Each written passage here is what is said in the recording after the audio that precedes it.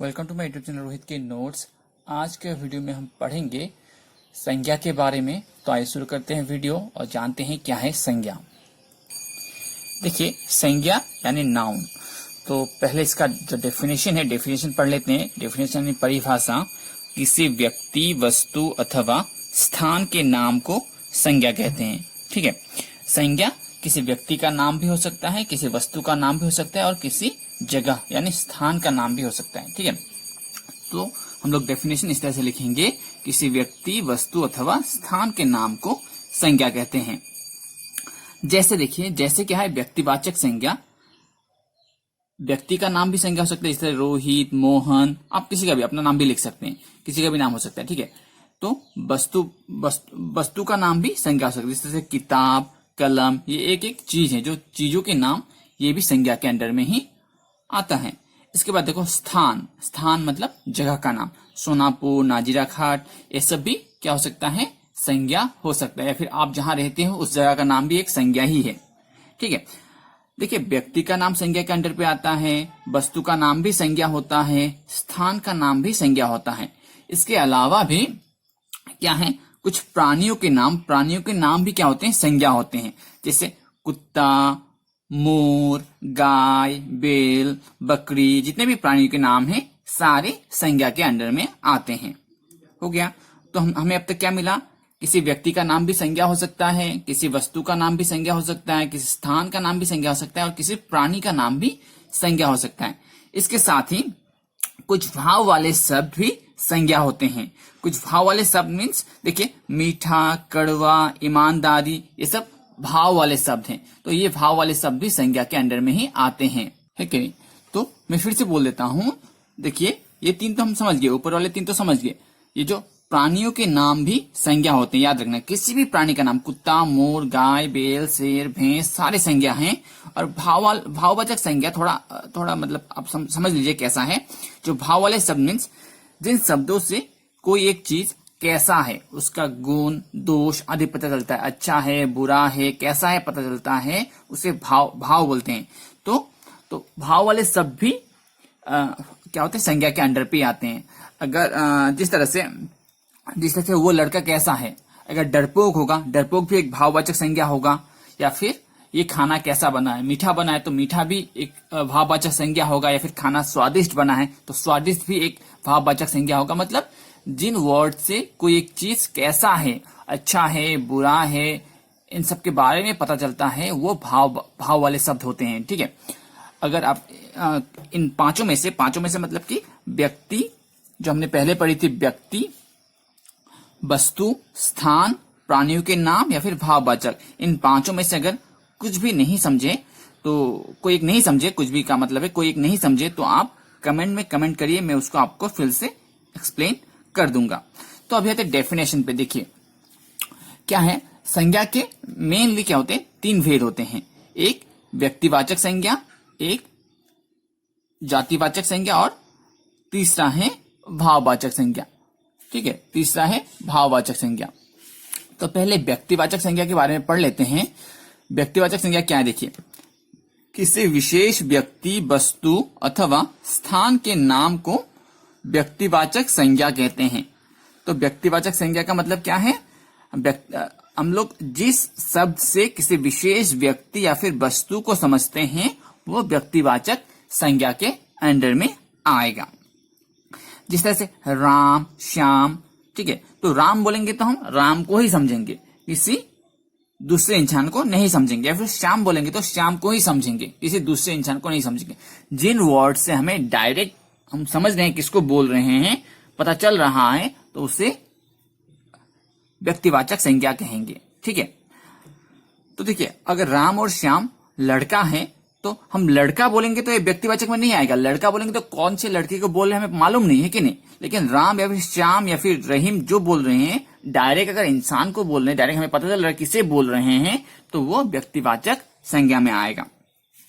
अब देखिए, जातिवाचक संज्ञा क्या है, जिस संज्ञा शब्द से किसी वस्तु, व्यक्ति अथवा स्थान की पूर्ण जाति का बोध हो उसे जातिवाचक संज्ञा कहते हैं। जैसे पुस्तक, लड़का, लड़की आदि। देखिए, जिस वर्ड से हम क्या समझेंगे, पूरे कम्युनिटी को समझेंगे। समझ लो, पूरे कम्युनिटी मतलब अगर हम लोग लड़का बोलेंगे तो इस दुनिया में जितने भी लड़के हैं सबको समझेंगे, है कि नहीं। या फिर लड़की बोलेंगे तो इस दुनिया में जितने भी लड़कियां हैं सबको समझेंगे। या फिर पुस्तक बोलेंगे तो बहुत सारे पुस्तकें हैं कि नहीं, कौन से पुस्तक की बात बोली जा रही है हम नहीं समझेंगे। अगर हमें पता नहीं चल रहा है किसके बारे में बात कर रहे हैं तो वो व्यक्तिवाचक संज्ञा के अंडर में आएगा। देखिए, अगर हम जानवर बोलेंगे तो वो व्यक्तिवाचक संज्ञा में नहीं आएगा, जातिवाचक में आएगा। लेकिन कुत्ता बोलेंगे तो वो हम कुत्ता को बोलने मालूम पड़ रहा है तो वो किस में आएगा, व्यक्तिवाचक में आएगा। समझ रहे हैं। तो अभी देखिए भाववाचक, भाववाचक से क्या कैसा है, जिस संज्ञा शब्द से किसी व्यक्ति, वस्तु अथवा जिस संज्ञा शब्द से किसी व्यक्ति, वस्तु के गुण, दोष आदि का पता चलता है उसे भाववाचक संज्ञा कहते हैं। जिस तरह से मीठा या फिर वीरता। समझ रहे। तो यहां पे अगर आप कुछ नहीं समझे तो कमेंट सेक्शन पे कमेंट करिए, मैं आपको समझा दूंगा। और अब तक अगर आपने मेरे चैनल को सब्सक्राइब नहीं किया है तो सब्सक्राइब कर लीजिए। सब्सक्राइब करने के बाद बेल आइकन दबाइए ताकि आपको अगली वीडियोस के नोटिफिकेशन मिलते रहें। और आपको अगर मेरा वीडियो अच्छा लगा तो एक लाइक जरूर करिएगा। तो मैंने एक बुक ले ली है, तो उस बुक में कुछ क्वेश्चन है, हमने जो पढ़ा उसकी मदद से, उसकी सहायता से हम ये बुक के जो क्वेश्चन है सॉल्व करने की कोशिश करेंगे। तो देखिए, सबसे पहले क्या है, सबसे पहले हमें 3 वर्ड लिखने के लिए कहा गया है, जो व्यक्तिवाचक संज्ञा वाले 3 वर्ड। तो व्यक्तिवाचक संज्ञा वाले 3 वर्ड क्या होगा, मैं लिख रहा हूं इसलिए मैं खुद का नाम लिख देता हूं, अब आप अपना नाम लिख सकते हैं। तो एक होगा रोहित, दूसरा होगा राम और तीसरा मैंने हिमालय लिख दिया है। ठीक है, तो हम रोहित बोलेंगे तो सिर्फ रोहित को ही समझेंगे, राम बोलेंगे तो राम को ही समझेंगे, और हिमालय बोलेंगे तो हिमालय जो पर्वत है पर्वत को ही समझेंगे। तो इसी तरह से जातिवाचक संज्ञा के उदाहरण क्या होंगे, जातिवाचक क्या होगा, बकरी, बकरी। उसके बाद किताब, और क्या होगा, केला। ठीक है ना। इसी तरह से भाववाचक संज्ञा के उदाहरण क्या होंगे,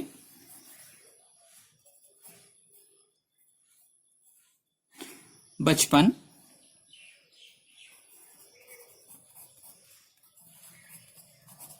ईमानदारी और झूठ।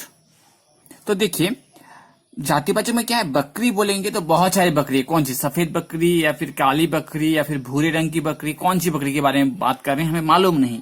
किताब, कौन सी किताब के बारे में बात कर रहे हैं, हिंदी की किताब है, मैथ्स की किताब है, किसकी किताब है, या फिर मोटी किताब, पतली किताब, छोटी किताब, बड़ी किताब, कौन सी किताब के बारे में बात कर रहे हैं हमें पता नहीं। तो इसी तरह से केला भी बहुत टाइप के केले होते हैं, कौन से केले के बारे में बात कर रहे हैं पता नहीं है कि नहीं।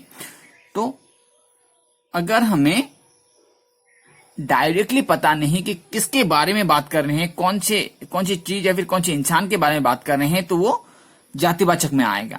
और डायरेक्ट पता चल रहा है कि रोहित, देखो तो रोहित के बारे में बात कर रहे हैं, राम के बारे में बात कर रहे हैं, हिमालय पर्वत के बारे में बात कर रहे हैं, तो डायरेक्ट पता चल रहा है। यहाँ पे देखो, जब डायरेक्ट पता चलेगा तो हम क्या करेंगे, उसको व्यक्तिवाचक के अंडर में ले लेंगे। और अगर हमें डायरेक्ट पता नहीं चल रहा है, हम थोड़ा कंफ्यूजन है कौन सी बकरी के बारे में बात कर रहे हैं, कौन सी किताब के बारे में बात कर रहे हैं, तो वो जातिवाचक संज्ञा के अंडर में आएगा।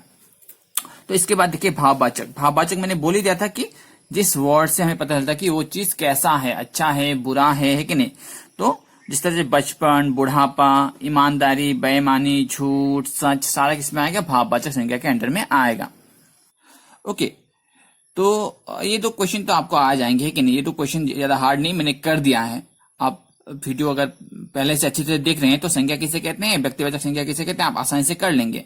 तो क्वेश्चन नंबर 3 देखिए, हमें सेंटेंस दिए गए हैं, उन सेंटेंस में से हमें क्या करना है, संज्ञा वाले शब्द को रेखांकित करना है, और उसके बाद वो कौन से संज्ञा के अंडर में आता है वो भी हमें लिखना है।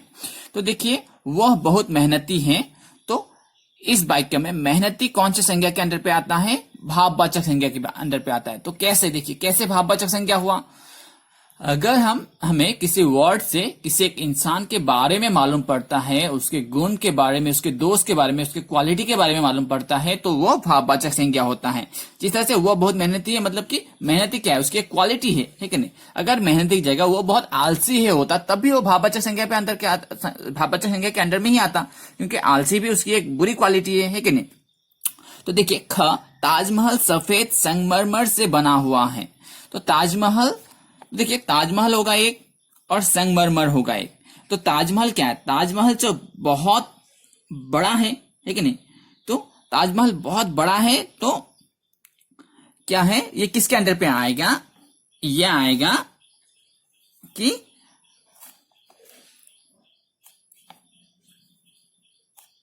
व्यक्तिवाचक में, है कि नहीं। ताजमहल क्या है, सिर्फ दुनिया में सिर्फ एक ही है, तो ताजमहल किस में आएगा, व्यक्तिवाचक संज्ञा के अंडर में आएगा। तो इसी तरह से देखिए, मथुरा उत्तर प्रदेश में है, तो मथुरा देखो, मथुरा किसके अंदर पे आएगा, मथुरा भी होगा संज्ञा और उत्तर प्रदेश भी संज्ञा होगा। दो संज्ञा है इस सेंटेंस में, एक सेंटेंस में एक से ज्यादा संज्ञा रह सकते हैं। तो मथुरा जो है, मथुरा आएगा व्यक्तिवाचक संज्ञा के अंदर में, क्योंकि मथुरा एक ही है। मथुरा बोलेंगे हम मथुरा को ही समझेंगे। व्यक्तिवाचक, यहां पे संज्ञा लिख दीजिएगा, है कि नहीं। तो इसके बाद उत्तर प्रदेश, उत्तर प्रदेश भी किसमें आएगा, व्यक्तिवाचक संज्ञा के अंदर में ही आएगा। तो यहाँ पे दो व्यक्तिवाचक संज्ञा आप लिख दीजिए, व्यक्तिवाचक। ओके, तो जंगल में शेर दहाड़ रहा है, तो इसमें क्या है, जंगल एक है और शेर एक है। तो ये दोनों किस में आएंगे, जंगल क्या है, कौन सी जंगल, हमें पता नहीं, जंगल बहुत सारे जंगल हैं, शेर भी बहुत सारे शेर हैं, तो ये किस में आएगा, जातिवाचक, है कि नहीं, जातिवाचक संज्ञा। तो मुझे चॉकलेट पसंद है, तो चॉकलेट, चॉकलेट क्या है, चॉकलेट तो बहुत सारे चॉकलेट है कि नहीं। तो कौन से चॉकलेट के बारे में पता नहीं चल रहा है कि नहीं। तो बहुत सारे चॉकलेट हैं, तो जो चीज बहुत सारे हैं, तो हम क्या लिखेंगे उसमें,